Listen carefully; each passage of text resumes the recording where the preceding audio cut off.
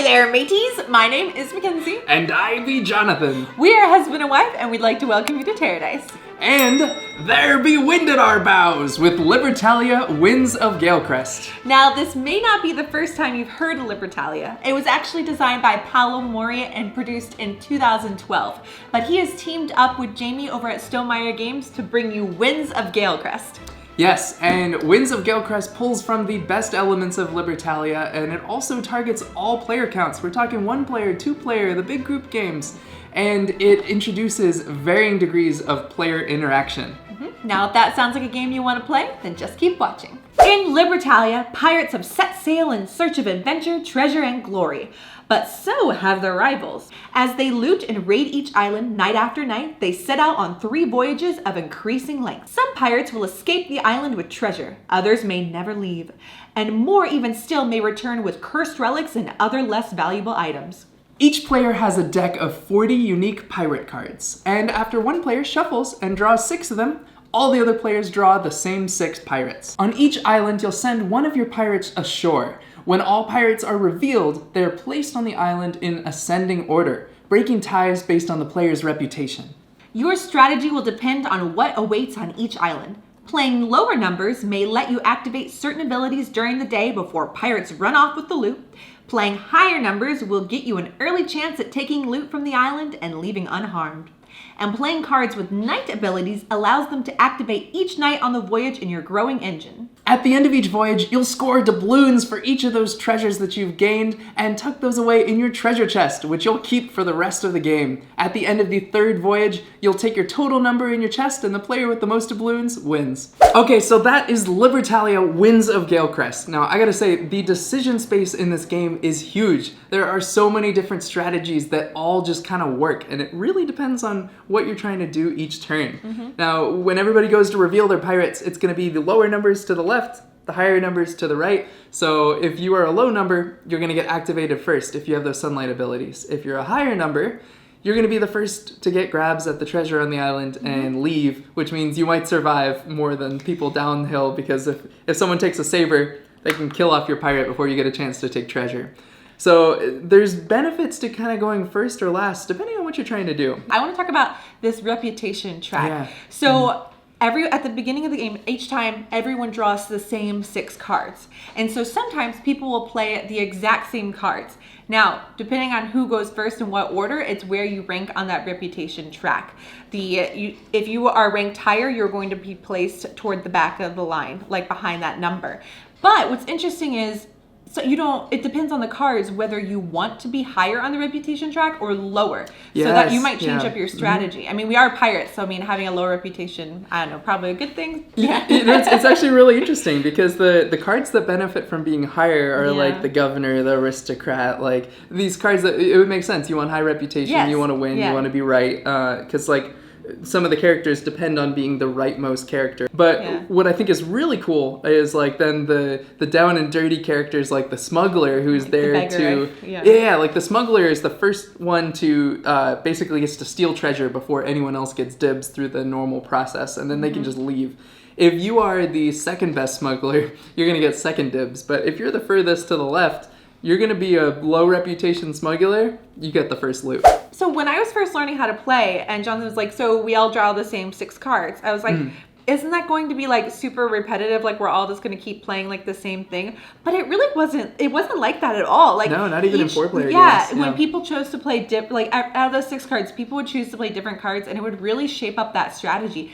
And since if you don't play your cards that round, that voyage, they get to stay in your hand, and then that next voyage, everyone's drawing 6 new cards. So people could be pulling out cards that they hadn't seen since the first round and like the 3rd round, and so it really does switch it up. Yeah, that's a really good point, because the first voyage is only 4 nights, so you'll use 4 out of your 6 cards. 2 of them will carry over. Then the next one's 5, and then the next one's 6 days, which means by the end you had 3, 4, like 3 cards that you didn't use from previous rounds that are now getting shuffled around. And what I love from a teaching perspective and like people playing the game for the first time is that since we're all drawing the same cards, the person that may know the game the best, and if someone's like, hey, I don't understand this card. Normally in games, the person has to be like, oh, okay, do you mind if I see it? Like, and you have to look at it and be like, oh, and try and figure it out. Because we all have the same 6 cards and we're all going to have the same type of cards throughout the whole game, it's really easy to be able to help someone out, or like he was telling me, you can watch someone play. So if you want to see how their strategy goes and how it benefits them, that will also tell you how to play that card. Yeah, so this is the calm side of the board.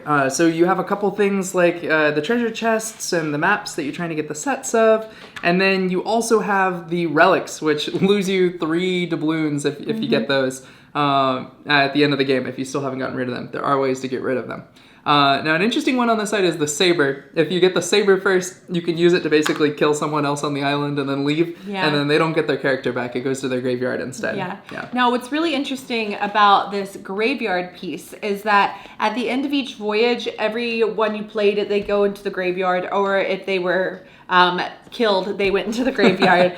However, there are some cards that allow you to be able to get like someone back from the graveyard. I find that's really interesting. So if you were even killed with that saber and you're like, man, I really wanted to use that card, I had plans and thoughts for that, then you can pull it out if you have the right card from your graveyard. You can get it back to your hand, or like the Necromancer I love, you can actually discard this relic token and then you can get them back into your ship. So this is calm. And then we got Stormy side. Okay, so the Stormy side of the board is very interesting. It just mildly sort of increases the basically the player interaction. So one interesting thing is the relics were already annoying to get, but now if you get the relics early, instead of losing you 3 doubloons at the end of the game, they're gonna lose you 1 every single night. So it's like you gotta get rid of those because they're just gonna keep eating away at your score. So that's the Stormy side. Now I want to talk about the 2-player mode. And for the 2-player mode, we have this piece right here, and the character's called the Midshipman. Get him? He's middle. He's 20.5, and he lays right in the middle of the board. Now, do you want to explain how he works? Yeah. So basically, because there's 40 cards, half the cards are ahead, half the cards are behind. I got to tell you, when I see a tile like this, when I see 2-player mode, it's a variant. You got to put this thing on. I get really worried. I don't like when I've got to. I got to do all this extra work just to play a 2-player game. It feels like I'm playing a third hand over here. Bot. But this really isn't that. It doesn't work that way at all. It's actually very, very nice. So the way that this one works is essentially like, let's say we played a 12 and a 15. So when we play these, because we're both lower than 20.5, we're both going to go to the left of the midshipman. So the board is going to end up looking something like this. Now, when we go left to right, we're activating our sun abilities, and then we get to the dusk abilities, and the midshipman is going to basically say, whoever's in this spot, whoever's right next to the midshipman, their opponent gets to discard a treasure from the island. So all you have to do, discard a treasure, and it's basically as if the midshipman took it. Now what's really interesting about that is I'm back here, but I get to choose which one gets taken before Mackenzie gets a pick. Now, if I had been on the other side, like if it had been something like this, where I'm ahead of the midshipman, and then Mackenzie's before the midshipman, we'll go from left to right, I'll get to pick something, and then I will get to destroy something of the midshipman's before she gets to go. So she will only get 1 option when it gets there. I was super happy with this 2-player mode. Sometimes when I play games by Stonemaier, I enjoy them more at higher player counts, and I don't feel like the 2-player game is as strong. But, like Scythe? Yeah, like Scythe, right? It's like farm the whole time. But I really like this 2-player midshipman on this game because it still gives you that competitive edge for that 2-player mode, and it makes me feel like I'm playing the higher player count. I don't feel like I'm missing out. Though. It gives you like 3 treasures instead of 2. Yeah, so I really don't feel like I'm missing out by playing the 2-player, and because we played it at all different player counts, and I really enjoyed it. There are also tiles which let you change individually each one of these things to be whichever kind of rule you like. So if you like the relic losing you 1 every night, but you want the sabers to not be so take that, and you want it to just take out someone on the island, you can do that, which I think is very cool. It's very customizable, which I really appreciate. You really get to play the game you want to play. So I want to talk about art and components now. I love this color scheme that they chose, and I think it's beautiful. I love these Starburst style tokens that you get to treasure that you get to give. And then the art for the cards I think is so nice. I like the animal inspired pirates. I know in the original game it was just plain pirates.